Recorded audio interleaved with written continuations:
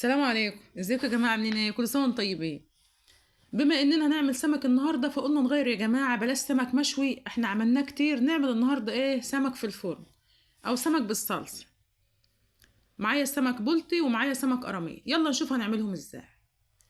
معايا 4 بصلات واقطعهم ناعم وابدا اشوح فيهم. انا عايزه اعمل لهم التسبيك. مش بكتر زيت للبصل يا جماعه، ربع كوبايه بس، عشان اما احمر السمك لسه هيشرب زيت هو كمان. مش عايزه التسبيكه يكون فيها دسام. اشوح البصل كويس، واول ما يبتدي يدبل معايا راس توم مقطعاها ناعم بنزل بيها فوقيه زي ما انتوا شايفين كده، وابدا اشوح تاني. اول ما يبتدي البخار مش مخليني شايفه البصل، بس انا ايدي شغاله يعني الحمد لله. بشوح فيه. اول ما يبتدي ياخد اللون الذهبي مصفيه الطماطم ومجهزاه بنزل بها هي كمان.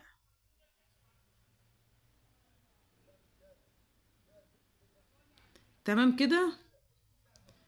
بهاراتك بقى ملح فلفل اسود وكمون وبنزل بيها وهدي النار. اسيبها تعيش مع نفسها. اهم حاجه البصل يستوي كويس. يلا بقى نشوف السمك. غسلناه هو والقراميط وجهزناه.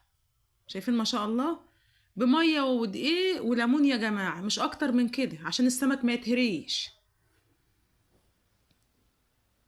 معايا نص كوبايه دقيق وعليهم معلقتين نشا، وببدر السمك بيهم قبل ما احمره. النشا مش بيخلي السمك يشرب زيت كتير. بسخن الزيت كويس وانزل بالسمك يا دوب ياخد اللون الدهب، وادي القراميط كمان. في الوقت ده التسبيكة عايشة مع نفسها.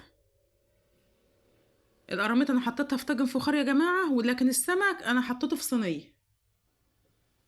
تمام كده. ما شاء الله زي ما انتوا شايفين، ده جاهز وده جاهز. هنزل فوقه بالتسبيك اللي انا عملتها.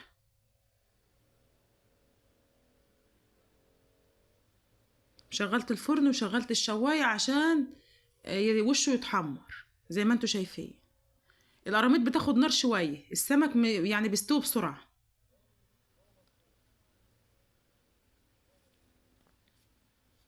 شايفين ما شاء الله. ادي السمك داخل على سوا خالص، لكن القراميط لسه شوية. هطلع صينية السمك بقى واجهز صينية رز معمر جنب القراميط دي تستوي بالمرة جنبها.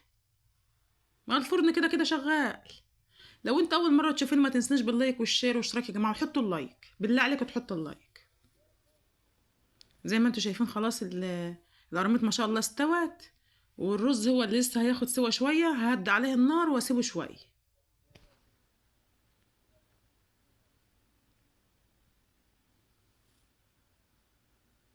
شايفين ما شاء الله صينية الرز خلاص استوت خالص. انا بطلت عليهم الفرن وسبتهم عشان الاكل يتنسوا. وده كان فطارنا النهارده. ادي طاجن القراميط، وادي الرز المعمر، وادي صينيه البلط ما شاء الله. ولو انت اول مره تشوفيني ما تنسونيش باللايك والشير واشتراك يا جماعه. حطوا اللايك للفيديو، واشوفكم على خير فيديو جديد، والسلام عليكم ورحمه الله وبركاته.